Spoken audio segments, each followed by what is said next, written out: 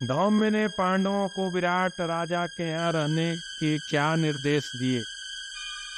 एक नागरिक को राजा के यहाँ कैसे रहना चाहिए। पांडवों ने अपने शस्त्र छुपाने के लिए शमशान भूमि क्यों चुना। पांडवों ने जिस पेड़ पर शस्त्र छुपाए उस पर लाश क्यों लटक रही थी। लोगों के पूछने पर पांडवों ने लाश के बारे में क्या बताया। यह सब जानना चाहते हैं तो आज के महाभारत के विराट पर्व में इस पूरे एपिसोड को देखिए और सत्य को जानिए।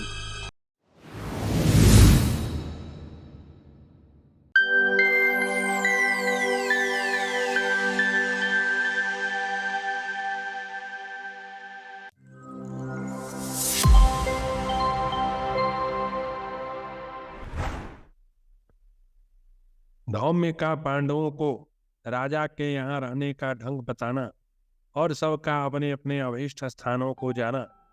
अध्याय 4।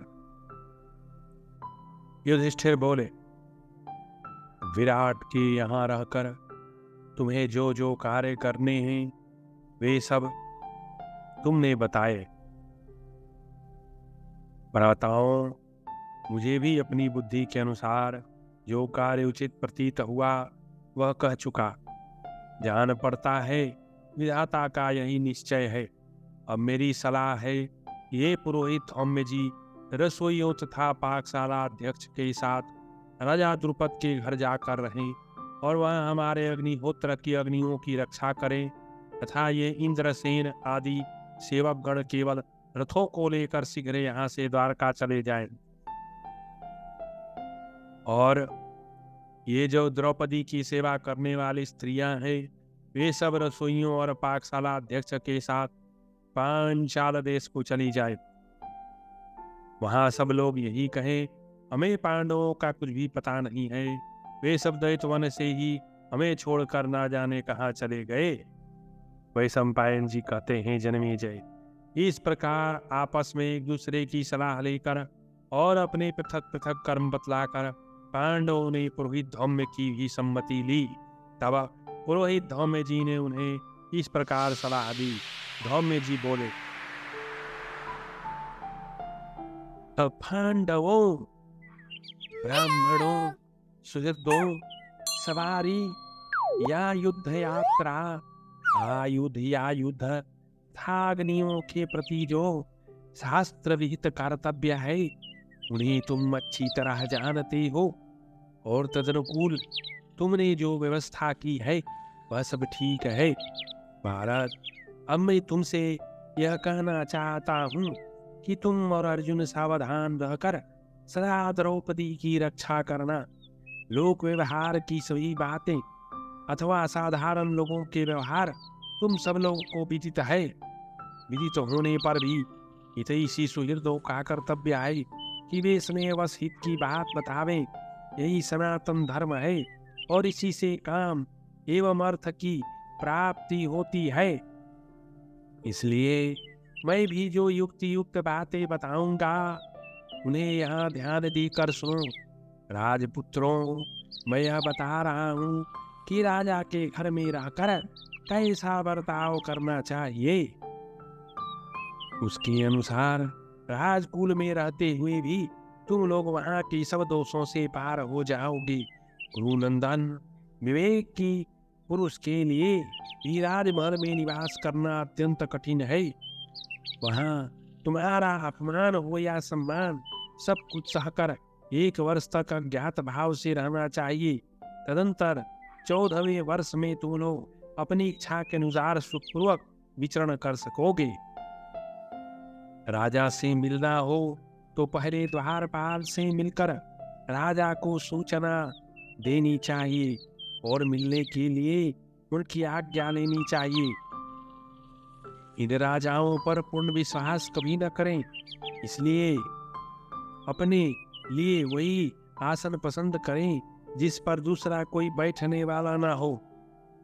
जो मैं राजा का प्रिय व्यक्ति हूँ यो मानकर कभी राजा की सवारी पलंग पादुका हाथी और रथ आदि पर नहीं चढ़ता है वही राजा के घर में उजल पूर्वक रह सकता है। जिन जिन स्थानों पर बैठने से दुराचारी मनुष्य संदेह करते हो, वहां वहां जो कभी नहीं बैठता वही राजभवन में रह सकता है। निष्ठेर, बिना पूछे राजा को कभी कर्तव्य का उपदेश न दें, मौन भाव से ही उसकी सेवा करें और उपयुक्त अवसर पर राजा की प्रशंसा भी करें। झूठ बोलने वाले मनुष्यों के प्रति राजा लोग दोष दृष्टि कर लेते हैं। इसी प्रकार वे मिथ्यावादी मंत्री का भी अपमान करते हैं। बुद्धिमान पुरुष को चाहिए कि वह राजाओं की रानियों से मेल जोल न करे और जो निवास में आते जाते हों, राजा जिनसे द्वेष रखते हों तथा जो लोग राजा का हित चाहने वाले हों, उनसे भी मैत्री ना करे। छोटे से छोटे कार्य भी राजा को जानकर ही करे। राज दरबार में ऐसा आचरण करने वाले मनुष्य को कभी हानि नहीं उठानी पड़ती। बैठने के लिए अपने को ऊंचा स्थान प्राप्त हो तो भी जब तक राजा ना पूछे, बैठने का आदेश ना दे, तब तक राज दरबार की मर्यादा का ख्याल करके अपने को जनमांग सामाने, मानो उस आसन को वह देखना ही न हो, इस भाव से खड़ा रहकर राजा आज्ञा की प्रतीक्षा करते रहें। क्योंकि शत्रु विजयी राजा लोग मर्यादा का उल्लंघन करने वाले अपने पुत्र, नाती, पोते और भाई का भी आदर नहीं करते। इस जगत में राजा को अग्नि की समान दाहक मानकर उसके अत्यंत निकट न रहें और देवता के समान निग्रह तथा अनुग्रह में समर्थ जानकर उसकी अवहेलना न करे। इस प्रकार प्रयत्न पूर्वक उसकी परिचर्या में संलग्न रहे। इसमें संदेह नहीं कि जो मिथ्या एवं कपटपूर्ण उपचार के द्वारा राजा की सेवा करता है, वह एक दिन अवश्य उसके हाथ से मारा जाता है। युधिष्ठिर, राजा जिस जिस कार्य के लिए आज्ञा दे उसी का पालन करें। लापरवाही, घमंडी और क्रोध को सर्वथा त्याग दें। कर्तव्य के निर्णय के सभी अवसरों पर हितकारक और प्रिय वचन कहें। यदि दोनों संभव न हो तो प्रिय वचन का त्याग करके भी जो हितकारक हो वही बात कहें। सभी विषयों तथा सब बातों में राजा के अनुकूल रहें। कथा वार्ता भी राजा के सामने ऐसी बातों की बार बार चर्चा न करें जो उसे अप्रिय हितकर हो। विद्वान पुरुष, मैं राजा का प्रिय व्यक्ति नहीं हूँ, ऐसा मानता हुआ सदा सावधान रहकर उनकी सेवा करे। राजा के लिए जो हितकर और प्रिय है वही करे। जो चीज राजा को पसंद न हो उसका कदापि सेवन न करें। शत्रुओं से बातचीत न करें। अपने स्थान से विचलित न हो। ऐसा बर्ताव करने वाला मनुष्य ही राजा के यहाँ सकुशल रहता है। पांडवों, विद्वान पुरुष को चाहिए कि वह राजा के दाहिने या बाएं भाग में बैठे, क्योंकि राजा के पीछे अस्त्र शस्त्रधारी अंगरक्षक सैनिकों का स्थान होता है। राजा के सामने किसी के लिए ऊंचा स्थान लगाना सर्वथा निषिद्ध है। उसकी आंख के सामने यदि कोई पुरस्कार वितरण या वेतन आदि का कार्य हो तो उसमें बिना बुलाए स्वयं पहले लेने की चेष्टा नहीं करनी चाहिए, क्योंकि ऐसी ढिठाई तो दरिद्रों को भी बहुत अप्रिय जान पड़ती है। फिर राजाओं की तो बात ही क्या है। पांडवों, राजाओं की किसी झूठी बात को दूसरे मनुष्यों के सामने प्रकाशित न करें, क्योंकि झूठ बोलने वाले मनुष्यों से राजा लोग द्वेष मान लेते हैं। इसी तरह जो लोग अपने को पंडित मानते हैं उनका भी राजा तिरस्कार करते हैं। मैं शूरवीर हूँ अथवा बड़ा बुद्धिमान हूँ, ऐसा घमंड न करें। जो सदा राजा को प्रिय लगने वाले कार्य ही करता है वही उसका प्रेम पात्र तथा ऐश्वर्य भोग से संपन्न होता है। पांडवों, राजा से दुर्लभ ऐश्वर्य तथा प्रिय भोग प्राप्त होने पर मनुष्य सदा सावधान होकर उसके प्रिय एवं हितकर कार्य में संलग्न रहे। जिसका क्रोध बड़ा भारी संकट उपस्थित कर देता है और जिसकी प्रसन्नता महान फल ऐश्वर्य भोग देने वाली है, उस राजा का कौन बुद्धिमान पुरुष मन से भी अनिष्ट साधन करना चाहेगा। युधिष्ठिर, राजा के समक्ष अपने दोनों हाथ होंठ और घुटनों को व्यर्थ न हिलावें, बकवाद न करें, सदा स्नेह स्नेह बोलें, धीरे से थूकें और दूसरों को पता न चले, इस प्रकार अधो वायु छोड़े। किसी दूसरे व्यक्ति के संबंध में कोई हास्यजनक वस्तु दिखाई दे तो अधिक हर्ष न करें एवं पागलों की तरह अट्टहास न करें तथा अत्यंत धैर्य के साथ जड़वत निश्चेष्ट होकर भी न रहे।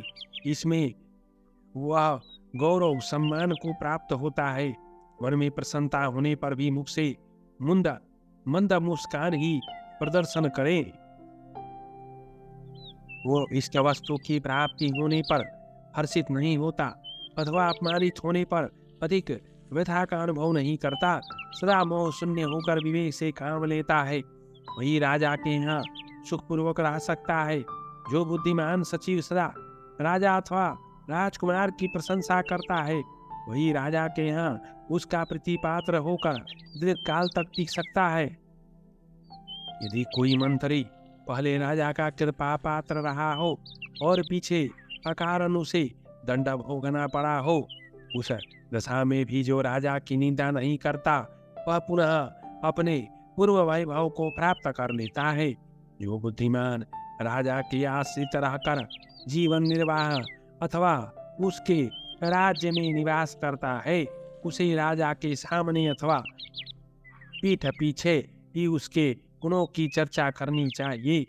जो मंत्री राजा को बलपूर्वक अपने अधीन करना चाहता है, वह अधिक समय तक अपने पद पर नहीं टिक सकता। इतना ही नहीं, उसके प्राणों पर संकट आ सकता है।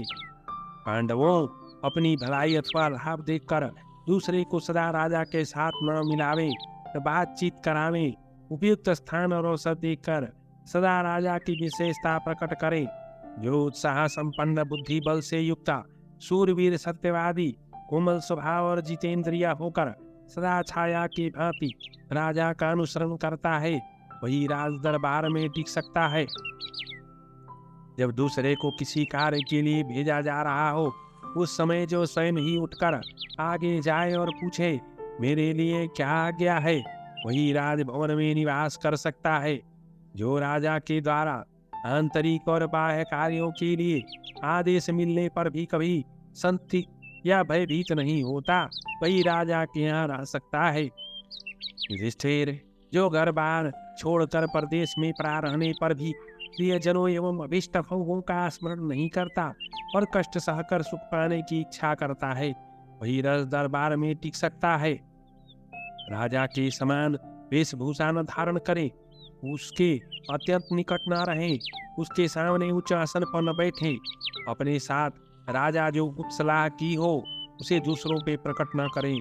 ऐसा करने से मनुष्य राजा का प्रिय हो सकता है। यदि राजा ने किसी काम पर नियुक्त किया हो तो उसमें घूस के रूप में थोड़ा भी धन न ले, क्योंकि जो इस प्रकार चोरी से धन लेता है उसे एक दिन बंधन अथवा वध का दंड भोगना पड़ता है।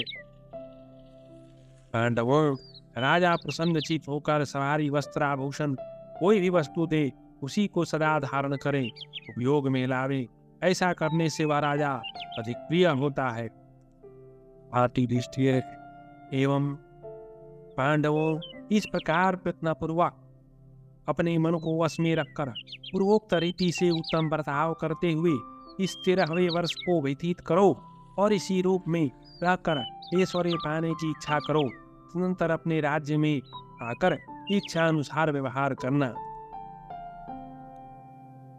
युधिष्ठिर बोले, ब्राह्मण, आपका भला हो। आपने हमें बहुत अच्छी शिक्षा दी। हमारी माता कुंती बुद्धिमान विदुर जी को छोड़कर दूसरा कोई नहीं जो हमें ऐसी बातें बतावे। अब हमें इस दुख सागर से पार होने, यहाँ से प्रस्थान करने और विजय पाने के लिए जो कर्तव्य आवश्यक हो उसे आप पूर्ण करें। वैशंपायन जी कहते हैं, जन्मेजय, राजा युधिष्ठिर के ऐसा कहने पर विप्रवर धौम्य जी ने यात्रा के समय जो आवश्यक शास्त्र विहित कर्तव्य है वह सब विधि पूर्वक संपन्न किया। पांडवों की अग्निहोत्र संबंधी अग्नि को प्रज्वलित करके उन्होंने उनकी समृद्धि, वृद्धि, राज्य लाभ तथा पृथ्वी पर विजय प्राप्ति के लिए वेद मंत्र पढ़कर होम किया। तत्पश्चात पांडवों ने अग्नि था तपस्वी ब्राह्मणों की परिक्रमा करके द्रौपदी को आगे रखकर वहां से प्रस्थान किया। कुछ 6 व्यक्ति ही आसन छोड़कर एक साथ चले थे। उन पांडव वीरों के चले जाने पर जब यज्ञ करने वालों में श्रेष्ठ धौम्य जी उस अग्निहोत्र संबंधी अग्नि को साथ लेकर पांचाल देश में चले गए। इंद्रसेन आदि सेवक भी पूर्वोक्त आदेश पाकर यदुवंशियों की नगरी द्वारका में जा पहुंचे और वहां स्वयं सुरक्षित हो रथ घोड़ों की रक्षा करते हुए सुखपूर्वक रहने लगे। पांडवों का विराट नगर के समीप पहुंचकर शमशान में एक समी वृक्ष पर अपने अस्त्र शस्त्र रखना। अध्याय 5। वैशंपायन जी कहते हैं, जन्मेजय, तदनंतर वे वीर पांडव तलवार बांधे पीठ पर टूनीर कसे गोह के चमड़े से बने हुए अंगुलित्र दस्ताने पहने पैदल चलते चलते यमुना नदी के समीप जा पहुंचे। इसके बाद वे यमुना के दक्षिण किनारे पर पैदल ही चलने लगे। उस समय उनके मन में बड़ा यह अभिलाषा जाग उठी कि अब हम वनवास के कष्ट से मुक्त हो अपना राज्य प्राप्त कर लेंगे। उन सब ने धनुष ले रखे थे। वे महान धनुधर और महापराक्रमी वीर पर्वतों वनों के दुर्गम प्रदेशों में डेरा डालते और हिंसक पशुओं को मारते हुए यात्रा कर रहे थे। आगे जाकर वे दशार्ण से उत्तर और पांचाल से दक्षिण एवं यकृतलोम तथा सूरसेन देश के बीच से होकर यात्रा करने लगे। उन्होंने हाथों में धनुष धारण कर रखे थे। उनकी कमर में तलवारें बंधी थी। उनके शरीर मलिन एवं उदास थे। उन सब की दाढ़ी मूछें बढ़ गई थीं। किसी के पूछने पर वे अपने को मत्स्य देश में निवास करने की इच्छुक बताते थे। इस प्रकार उन्होंने वन से निकलकर मत्स्य रास के जनपद में प्रवेश किया। जनपद में आने पर द्रौपदी ने राजा युधिष्ठिर से कहा। द्रौपदी बोली, महाराज देखिए, यहाँ अनेक प्रकार के खेत और उनमें पहुँचने के लिए बहुत सी पगडंडियाँ दिखाई दे रही हैं। जान पड़ता है विराट की राजधानी अभी दूर होगी। मुझे बड़ी थकावट हो रही है, अतः हम एक रात और यहीं रहे। युधिष्ठिर बोले, धनंजय, तुम द्रौपदी को कंधे पर उठा कर ले चलो। रात इस वन से निकलकर हम लोग राजधानी में ही निवास करेंगे। वैशंपायन जी कहते हैं, राजन, तब गजराज की समान पराक्रमी अर्जुन ने तुरंत ही द्रौपदी को उठा लिया और नगर के निकट पहुंचकर उन्हें कंधे से उतारा। राजधानी के समीप पहुंचकर कुंती नंदन युधिष्ठिर ने अर्जुन से कहा, भैया अर्जुन, हम अपने अस्त्र शस्त्र कहाँ रखकर नगर में प्रवेश करें? तात, यदि अपने आयुधों के साथ हम नगर में प्रवेश करेंगे तो निसंदेह यहाँ के निवासियों को भय में डाल देंगे। तुम्हारा गांडीव धनुष तो बहुत बड़ा भारी है। संसार के सब लोगों में उसकी प्रसिद्धि है। ऐसी दशा में यदि हम अस्त्र शस्त्र लेकर नगर में चलेंगे, यहाँ सब लोग हमें शीघ्र ही पहचान लेंगे, इसमें संशय नहीं है। अर्जुन, यदि हम में से एक भी पहचान लिया गया तो हमें दोबारा 12 वर्ष के लिए वन में प्रवेश करना पड़ेगा, क्योंकि हमने ऐसी प्रतिज्ञा कर रखी है। अर्जुन ने कहा, राजन, शमशान भूमि के समीप एक टीले पर समी का बहुत बड़ा सघन वृक्ष है। उसकी शाखाएं बड़ी भयानक हैं। इस पर चढ़ना कठिन है। पांडवों, मेरा विश्वास है कि यहाँ कोई ऐसा मनुष्य नहीं है जो हमें अपने अस्त्र शस्त्रों को यहाँ रखते देख सके। यह वृक्ष रास्ते से बहुत दूर है। इसके आसपास हिंसक जीव और सर्प आदि रहते हैं। विशेषतः यह दुर्गम शमशान भूमि के निकट है, अतः यहाँ तक किसी के आने का वृक्ष पर चढ़ने की संभावना नहीं, इसलिए इसी समी वृक्ष पर हम अपने अस्त्र शस्त्र रखकर नगर में चलें। भारत, ऐसा करके हम यहाँ जैसा सुयोग होगा उसके अनुसार विचरण करेंगे। वही सम्पायन जी कहते हैं, जन्मेजय धर्मराज युधिष्ठिर से ऐसा कहकर अर्जुन वहां अस्त्र शस्त्रों को रखने की प्रार्थना में लग गए। कुरुश्रेष्ठ, अर्जुन ने जिस धनुष के द्वारा एकमात्र रथ का आश्रय ले संपूर्ण देवताओं और मनुष्यों पर विजय पाई थी तथा अन्य अनेक समृद्धशाली जनपदों पर विजय पताका फहराई थी, जिस धनुष ने दिव्य बल से संपन्न असुरों को आदि की सेनाओं का संहार किया था, जिसकी टंकार ध्वनि बहुत दूर तक फैलती है, उस उदार तथा अत्यंत भयंकर गांडीव धनुष की प्रत्यंचा अर्जुन ने उतार डाली। परंतप वीर अर्जुन युधिष्ठिर ने जिसके द्वारा समूचे कुरुक्षेत्र की रक्षा की थी, उस धनुष की अक्षय डोरी को भी उन्होंने भी उतार दिया। भीमसेन ने जिसके द्वारा पांचाल वीरों पर विजय पाई, दिग्विजय के समय उन्होंने अकेले ही जिसकी सहायता से बहुतेरे शत्रुओं को परास्त किया, वज्र के फटने और पर्वत के विलीन होने की समान जिसका भयंकर टंकार सुनाई पड़ता था, इतने ही शत्रु युद्ध छोड़कर भाग खड़े हुए थे तथा जिसके सहयोग से जिन्होंने सिंधुराज जयद्रथ को ध्वस्त किया, अपने उसी धनुष को प्रत्यंचा भीमसेन ने उतार दी। जिनका मुख तांबे के समान लाल था, बहुत कम बोलते थे, उन महाबाहो माद्री नंदन नकुल ने दिग्विजय के समय जिस धनुष की सहायता से पश्चिम दिशा पर विजय पाई थी, समूचे कुरुकुल में जिनके समान दूसरा कोई रूपवान न था, जिन्हें नकुल कहा जाता था, जो युद्ध में शत्रुओं को रुलाने वाले शूरवीर थे, उन वीरवर नकुल ने भी अपने पूर्वोक्त धनुष की प्रत्यंचा उतार दी। शास्त्रानुकूल था, उदार आचार वाले शक्तिशाली वीर सहदेव ने भी जिसकी सहायता से दक्षिण दिशा को जीता था, उस धनुष की डोरी उतार दी।